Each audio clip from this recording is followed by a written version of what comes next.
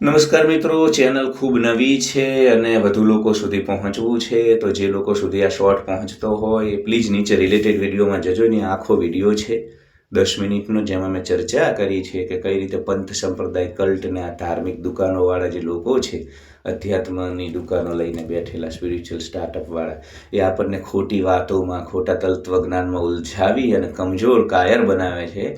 ખરા અર્થમાં તમે શારીરિક, માનસિક, આર્થિક બાહુબળથી મજબૂત બનશો તો જ આ ખેલની અંદર તમે સારી રીતે રમી શકશો. નહીં તો આ પંચ સંપ્રદાયોની ચીકણી ચૂકણી સુફીની વાતોથી કોઈ ફાયદો નથી. ભારતમાં 5000થી વધુ સંપ્રદાય છે અને ભારત 1500 વર્ષ ગુલામ રહ્યું. એટલે સમજો, આ બધા ખાલી સારી સારી વાતો કરી એમને પોતાનો વાળો મજબૂત કરે છે, ના એમને સનાતનની પડી છે. અને તમને પણ સંકુચિત બનાવી દે. તમે જોજો, પંચ સંપ્રદાયનો માણસ બહુ સંકુચિત ને સંકીર્ણ કુંઠિત હશે. તો આ બધી વસ્તુની જરૂર નથી. સ્વયંને મજબૂત બનાવો.